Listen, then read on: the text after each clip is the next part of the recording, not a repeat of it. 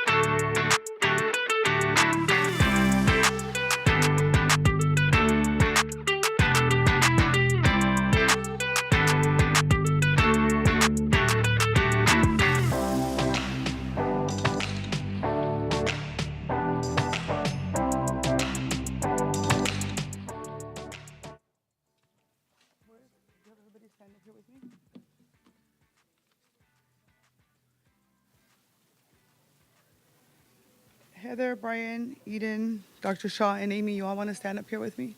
Can you hear me? You can just stand. Yeah.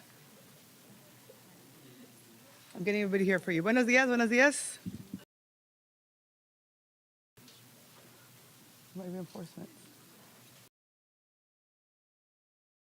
Good morning, everyone. My name is Nora Vargas, Chair of the San Diego County Board of Supervisors, and we are here this morning to provide an update of the Tijuana River Valley, ensuring we want to make sure that the public has access to accurate, up-to-date information. The Tijuana River Valley represents one of the most significant environmental and social justice crises of our time. As Chairwoman of the Board of Supervisors and a member of the California Air Resources Board and the former chair of the Air Pollution Control District, and I want to make sure everybody understands that this is absolutely a top priority for me and for our county. Having grown up in the binational region, I know firsthand the devastating impact this sewage crisis has had on our community. And like many of you, I want to make sure that we do everything that we can so that as a public agency, we protect the wellness and safety of our residents. That's why we're here today, because questions are being raised about the public health impacts of the cross-border pollution. And with me today are county top health experts to provide you with the most accurate information and the steps the county is taking to proactively address this issue. With me today is Dr. Ankita Kadakia, the interim public health officer, Heather Bonomo, our environmental health and quality, Brian Albright from Parks and Recreation, Eden Brookman, our chief sustainability officer, and Amy Herbert, our interim DCAO for Lush, and Dr. Shaw. All of them are here because we want to make sure that we are very clear that the county has not received, as of now, any data that indicates a public safety concern. I want to emphasize that. We have not, as a county, received any data that indicates a public safety concern. Our county's hazardous incident response team has been working out on the field alongside San Diego State University and UCSD researchers to closely monitor the levels of hydrogen cyanide, and they found there were no significant hydrogen cyanide readings and the hydrogen sulfide buried. The levels are not posing a public health hazard. I want to make sure we emphasize that. For years, we've been advocating for our families in the Tijuana River Valley. I think all of you know in 2021, we led the efforts to make sure that we first created a public health care crisis. Then we made sure that we declared a state of emergency. And due to the ongoing environmental, economic, and property impacts caused by the cross-border sewage, the declarations have allowed us to expedite federal resources and mobilize a comprehensive response. To address the public threat, I officially requested that the Center for the Disease Controls and the California Department of Health investigate the health impacts of the cross-border pollution. And the goal with this investigation is really to identify any potential link between pollution and health issues, allowing us to mitigate these risks and protect our community.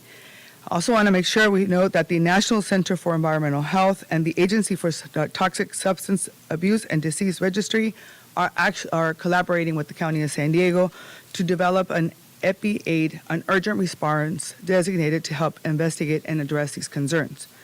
While we need to investigate the long-term solutions, our families also need immediate relief from polluted air.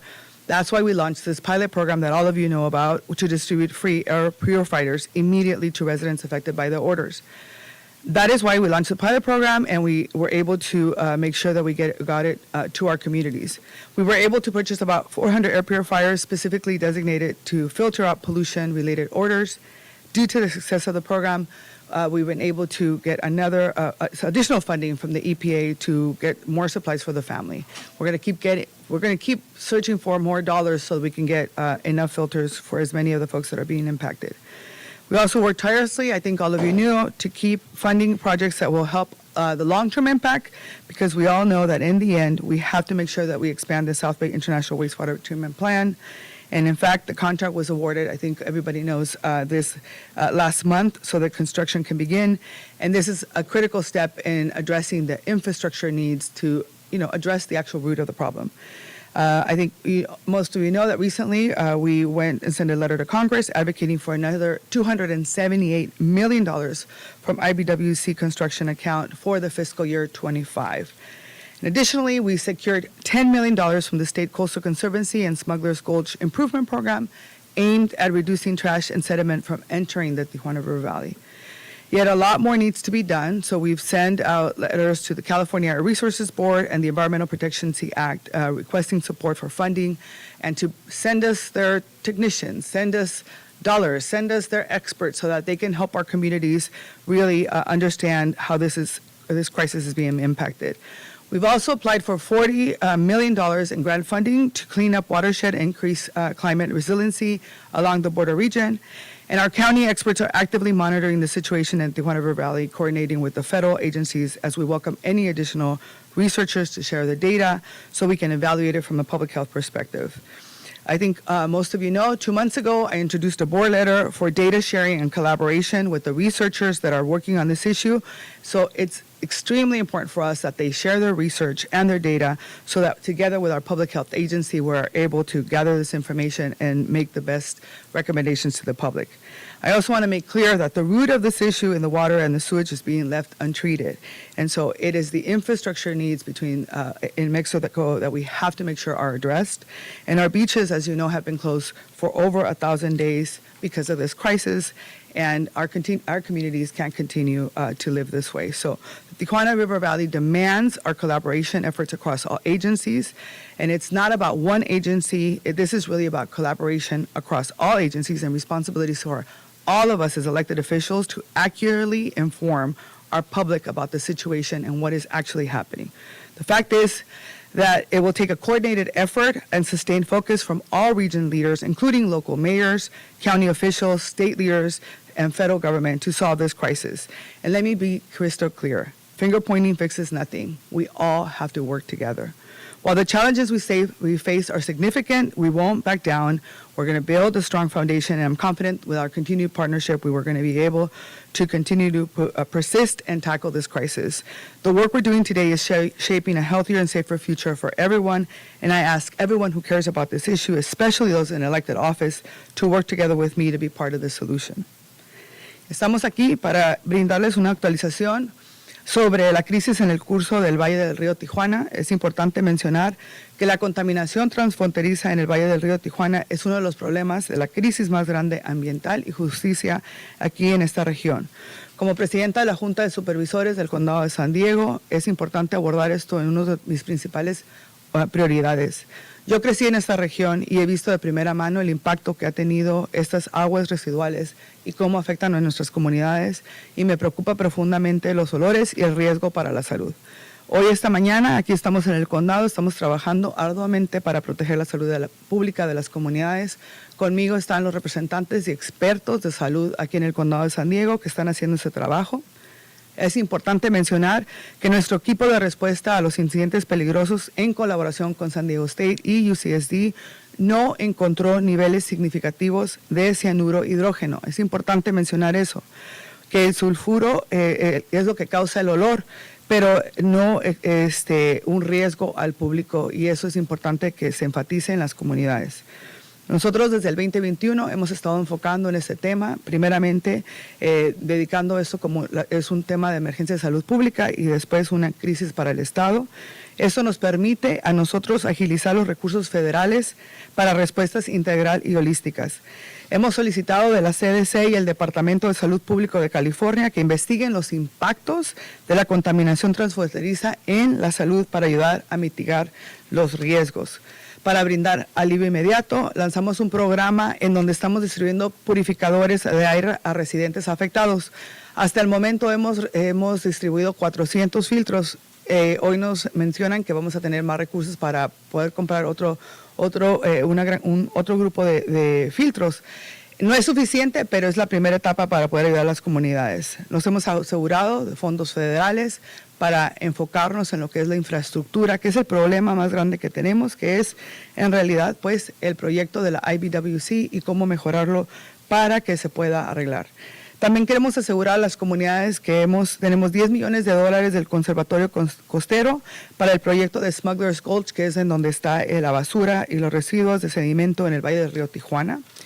Y estamos solicitando apoyo del CARB y EPA, que son las instituciones estatales y federales, más de 40 millones para limpieza de cuencas hidrográficas y resiliencia climática. Quiero asegurar que los expertos del condado continúan monitoreando de cerca la situación y sin embargo damos la bienvenida a ayuda adicional y estamos dispuestos a seguir trabajando con otras entidades. El condado está aquí para colaborar. Por último, solo quiero recordarles a todos que la raíz de esta crisis radica en la falta de mantenimiento de la estructura para tratar las aguas residuales, misma que han mantenido nuestras playas cerradas durante más de 1000 días. Resolver la crisis del Valle de Tijuana, del río Tijuana requiere colaboración entre todas las agencias y necesitamos esfuerzos unidos con líderes locales del condado y del estado. Esta es una crisis desafiante, pero con una colaboración continua construimos un mejor futuro, trabajamos todos juntos para ser parte de la solución y encargarnos de que la gente tenga la información correcta. Ahora voy a introducir a la doctora Anita Kadakian, Interim Public Health Officer. It's now my pleasure to introduce Dr. Anita Kadakian, Interim Public Health Officer. Good morning, everyone. I'm Dr. Kadaki, the Interim Public Health Officer. Thank you, Chairwoman Vargas. The ongoing sewage pollution, increased flows of raw sewage in the quality of life for the residents of South Region communities are unacceptable. People should not have to live in a community or raise their children in a neighborhood where this becomes a way of life.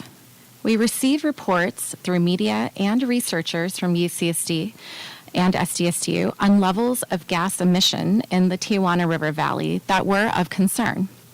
Yesterday morning, I requested the county's hazardous incident response team and an emergency response to go to locations identified in response to reports they received for high levels of hydrogen cyanide. The team works out of the county's Department of Environmental Health and Quality, or DHQ, and is expertly trained. The teams were there yesterday during the day and night, working side by side with these researchers and the Red Team from Austin. DHQ staff have told me since then that during the daytime and nighttime, gas levels for hydrogen cyanide were not elevated. Our HURT team, the Hazardous Incidents Response Team, did detect hydrogen sulfide, which has also been reported by the researchers. The HURT team reported that the readings were in average ranges and that there were some elevations. However, the readings for both hydrogen sulfide and hydrogen cyanide did not suggest imminent danger or threat. That being said, the human nose is very sensitive to hydrogen sulfide. It can smell like rotten eggs, and the nose can detect levels far below thresholds. However, and the fact that the community members are living in conditions with the strong odor is concerning. And we are taking concerns very seriously as a county. Strong odors such as hydrogen sulfide that the South Region community is experiencing can lead to real health symptoms for some people, including nausea and headaches, such as the community has reported. It may even exacerbate respiratory symptoms in particular individuals.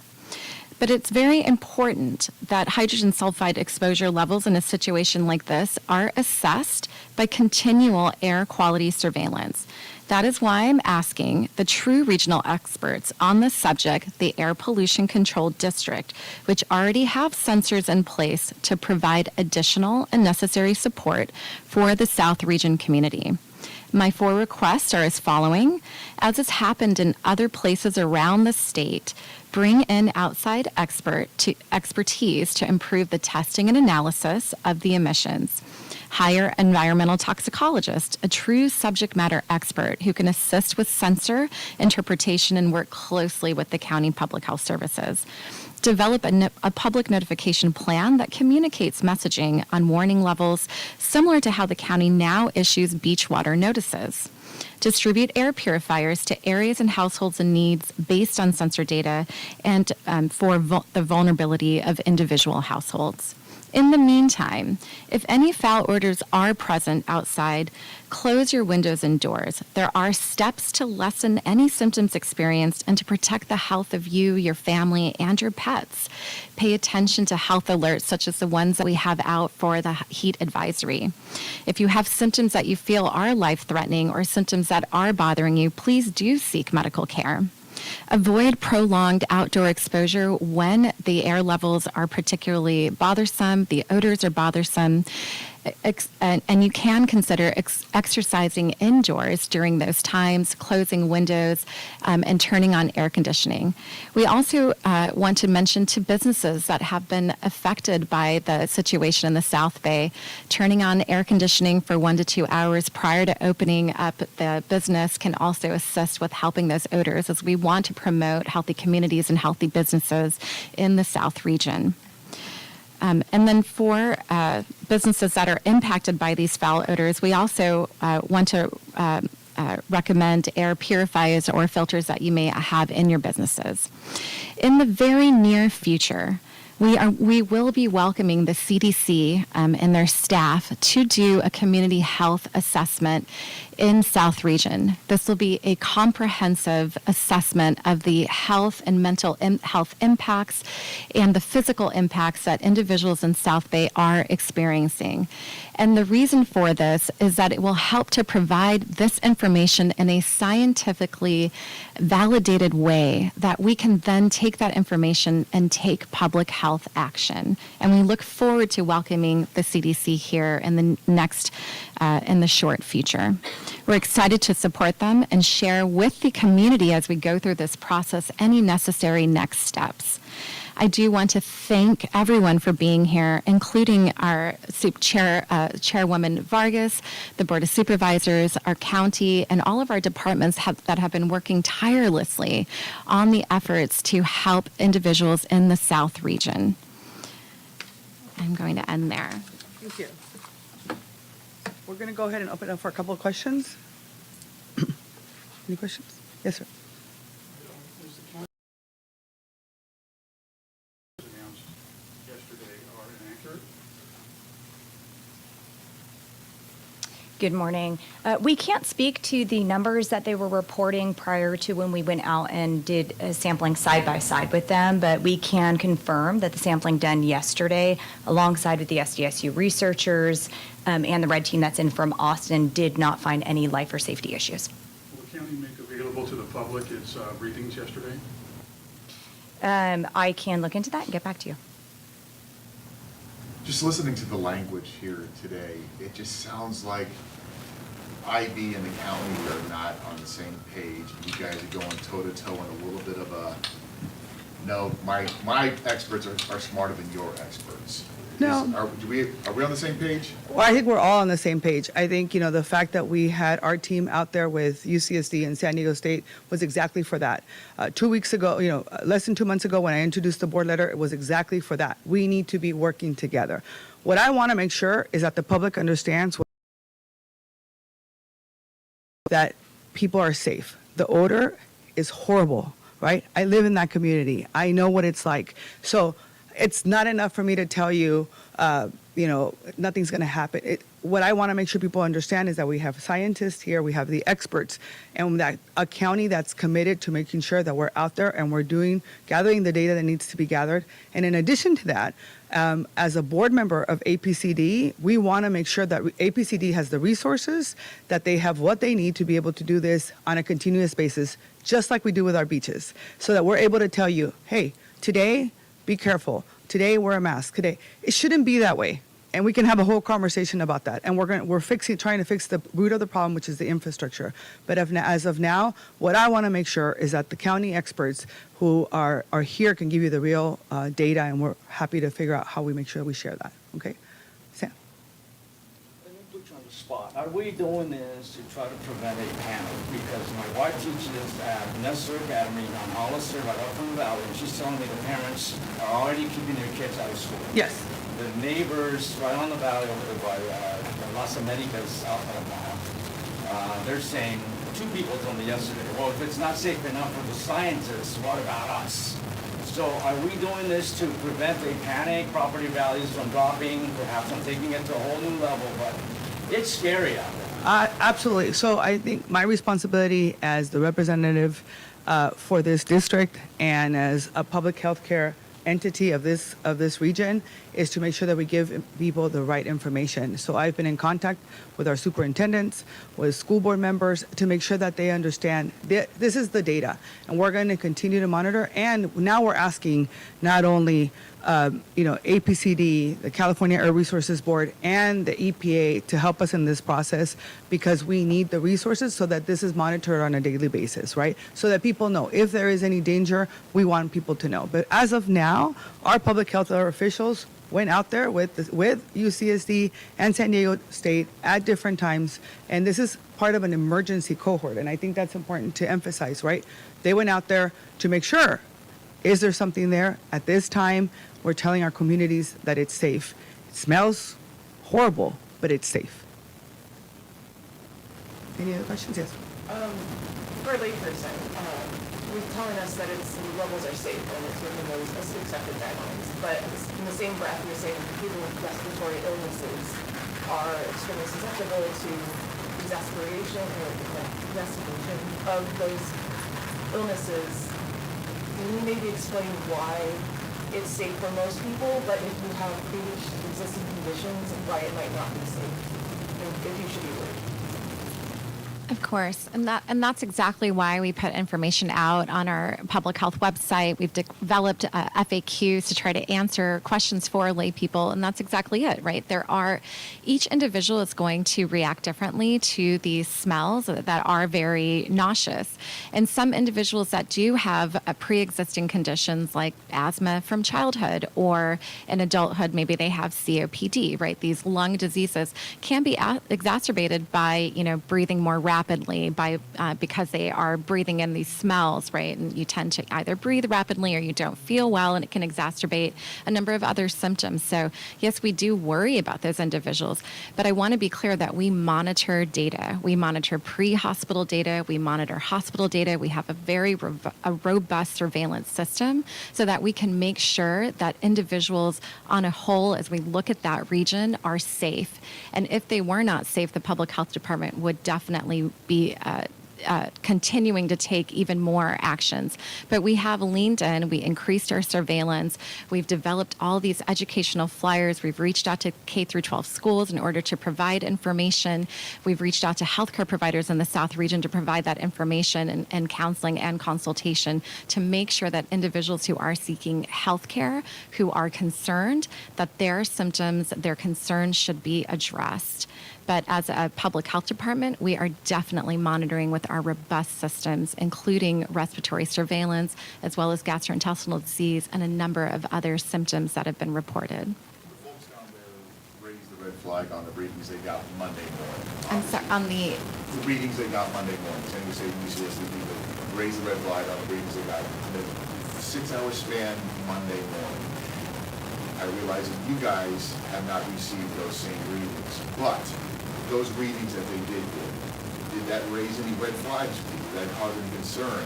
If we do see those levels again, what does that mean? We absolutely were concerned, which is why we immediately deployed our hazardous incident response team. That's exactly what we would do to make sure, are the conditions safe?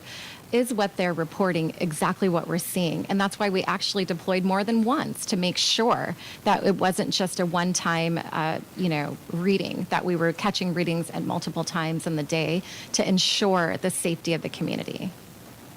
Is that what the county's saying, that the readings taken Monday morning were just an isolated episode and that subsequent observation didn't find the same? Are you saying that their equipment was somehow faulty? Are you saying that the condition is variable and that when you came out, it wasn't the same as it was when they came? I won't, and I'm probably going to lean on Heather for this, but I won't be able to speak to the equipment that the researchers use. We don't have that information. But what we can speak to is what our incident response team uses, and I'll let Heather answer that. Thanks. Yeah, and also a go back regarding the data. I didn't mean to say that the county would not share that. We're happy to share our data. I'm a little nervous. Don't usually do press conferences, but did want to share that we want to package that data and make it into a method that is understandable for the public, and so they can understand why there is no life and safety concerns at this time.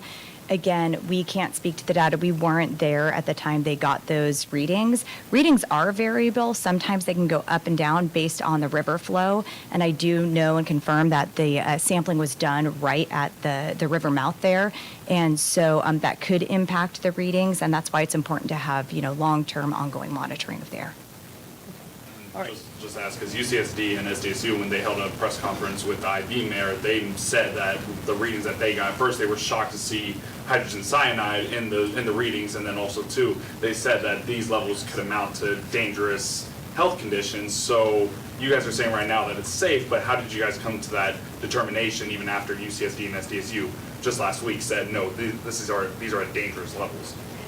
Yeah, it's important to understand how the chemical compounds all work together, and there is some cross-sensitivity of hydrogen sulfide with hydrogen cyanide. So if you have levels of hydrogen sulfide, you're naturally going to have some levels of hydrogen cyanide, but that does not mean that those levels are dangerous or that that could be an immediate life or safety threat to the public. But are you guys still going to take those readings that they had in consideration to your guys' research and what you're doing? Because like I said, from what you guys are saying, you said on your side, you guys found the levels were safe. But like I said, just last week, they said that they are at dangerous levels. I think it's really important. It's not them, us. We are the public health care agency for the County of San Diego, where every day we have experts on the ground who are doing the research and gathering the data. We have collaboration and opportunities to work with other folks. We'll gather the data, we'll receive it, and we'll make sure that we are giving the public the right information, which is why we're here today.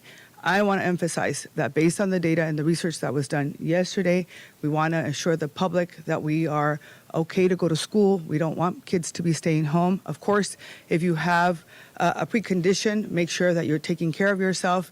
On the website, there's going to be specific information on what you can do for your businesses, for school, and for yourself. So thank you very much for being here. We really appreciate you, and we'll continue to keep you informed of how this is impacting our communities. And on Thursday, we have an Air Pollution Control District meeting where we're going to be, I particularly as a board member, will be asking APCD to make sure that they are the entity that is creating either dashboards, information for the public. We need more resources so the public knows on a day-to-day basis, you wake up, you can look at it and say, it is safe. Shouldn't be this way. And we're going to keep fighting because it shouldn't be this way. People north of the 8 are not waking up every day in the morning and trying to figure out if they can go outside and play. That's not fair. It's not okay for South County, and we're going to keep fighting for it.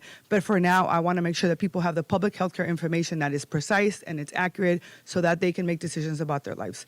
Thank you very much for being here. All right. Thank you, everybody.